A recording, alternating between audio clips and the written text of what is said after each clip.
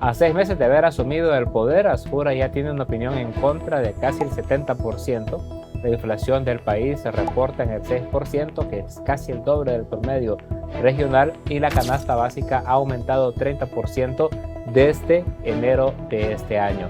En la inseguridad ya se reporta un incremento del 20% en comparación con el gobierno anterior, y la migración, según datos de los Estados Unidos, ya incrementó un 19%. El precio de los combustibles sigue en aumento y en la factura eléctrica ya el aumento desde el inicio de este año hasta esta fecha es del 28% de la factura eléctrica. La dinámica de empobrecimiento se sigue acelerando como la teníamos antes de la llegada del gobierno de Xiomara Castro. Esto es lo que está pasando hoy en el gobierno de Nasri Azfura y esto es Candite la Calle. Las cifras son duras e innegables. Hoy existen muchos trabajadores y trabajadoras que ni siquiera pueden pagar el transporte para poder llegar a su lugar de trabajo, menos para comprar comida o sostener a sus familias. Entonces la pregunta es, ¿para qué trabajar si ese dinero no va a ajustar? El Consejo Hondureño de la Empresa Privada, el COEP, ha anunciado que la ley de empleo por hora ha fracasado. En estos 6 meses de este año apenas han generado 100 empleos. El mismo COEP, que hace algunas semanas anunció que en el gobierno de Xiomara Castro en el año 2025 se generaron 2.073.896 empleos. 2 millones de empleos en tan solo un año en el gobierno anterior. Pero hoy ya no sacan la bandera negra que sacaban antes de luto, que más parecía una bandera de piratas.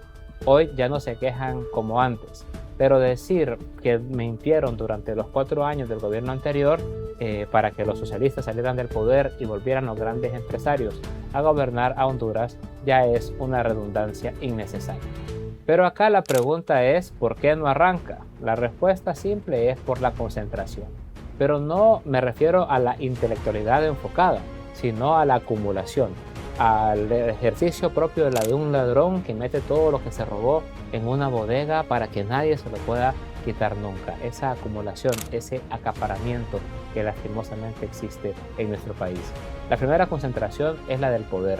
La debilidad más obvia de este gobierno es que evidentemente Nasri Azfura y su equipo no estaban listos para gobernar. Nasri nunca se imaginó realmente que iba a ser presidente. No se imaginó que se iban a robar tan descaradamente las elecciones, entonces llegó a casa presidencial sin un plan y sin una estrategia. Toda la campaña de Azfura fue andar gritando como viejito loco que venía la racha y que la racha es un monstruo. ¡La racha está activada! Sin ningún tipo de consistencia en sus palabras. Además llegó con un gabinete que no lo tenía muy claro. La mitad de su gobierno sale de las negociaciones que tienen con los liberales para garantizar esos 91 votos en el Congreso Nacional. Y aunque lo quieran ocultar, sí les ha pasado muy fuerte la factura ese conflicto interno que tienen entre aquella gente que llegó, cuya única experiencia era robar en las alcaldías, y los tomatos, cuya única experiencia era robar en el Congreso, y los Juan Orlandistas, que solo entienden el mundo en kilos y no en políticas públicas y mucho menos en políticas de desarrollo. Entonces, sin un plan, solo han sabido usar esa enorme mayoría que tienen para hacerle juicios políticos al líder, para intentar a toda costa desaparecer al líder. Pudieron aprobar la CICI en una tarde, pudieron haber cambiado todo el presupuesto, reformado todas las leyes, aprobado todos los convenios, los préstamos y los financiamientos, pero no lo hicieron ni lo van a hacer. Es como darle una metralleta a un mono que no sabe dónde apuntar. Esa es la concentración del poder. ¿Pero para qué sirve la concentración del poder? Pues la respuesta es para lo segundo, que es la concentración del dinero. Solo les interesa el estado donde hay dinero que se puedan robar. Por eso es que todo su enfoque está en privatizar la ENE y ya se les olvidó lo que habían dicho de los hospitales y el mejoramiento de la Red Nacional Pública de Salud o de la Red Nacional Pública de Educación o el tema de la seguridad. Esas cosas que no dan plata, que solo son gastos, no les interesan. Les interesa la ENE porque saben que a pesar de todas las cosas que digan, eso es una montaña de dinero. Como fue una montaña de dinero privatizar la telefonía en el gobierno de Ricardo Maduro, que ahora tenemos empresas privadas, que aún tenemos telefonía pública, que solo han servido a esas grandes empresas para enriquecer asquerosamente a un poquito grupo de familias.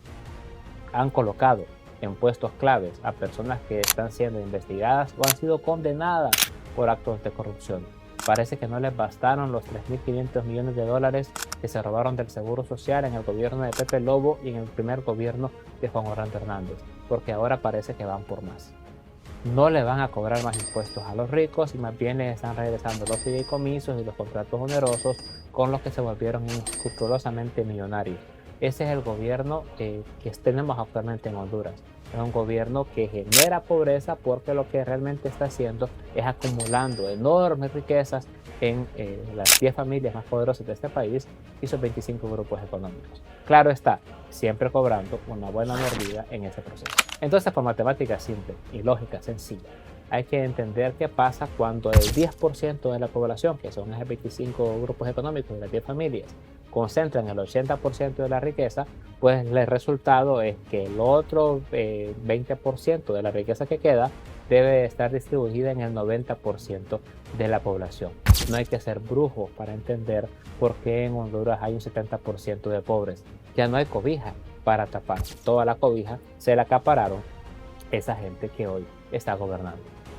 Esto incrementa exponencialmente la violencia. Unos poquitos viven con todos los lujos y el resto de la población hondureña se tiene que matar para ver cómo puede sobrevivir. Esto incluye también a los nacionalistas y a los liberales pobres, esos que andan con una camiseta que dice volvió, muy orgullosos y están felices del retorno del jefe del cartel.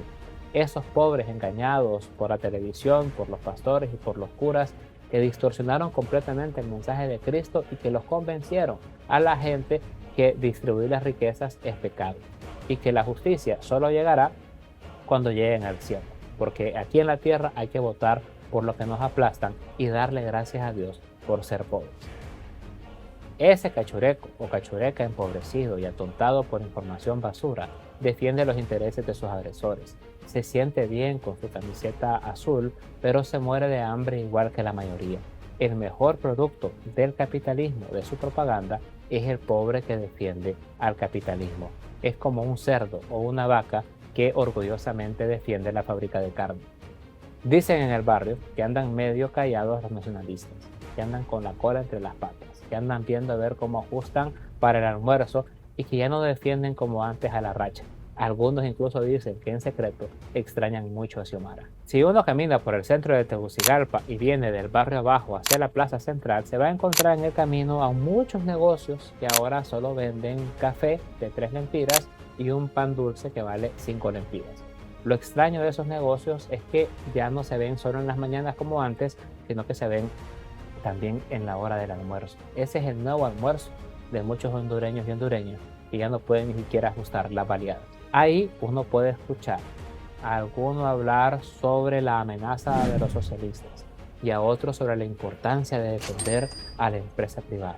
Uno que otro habla sobre que está en contra de los sindicatos porque esos sindicatos solo protestar saben.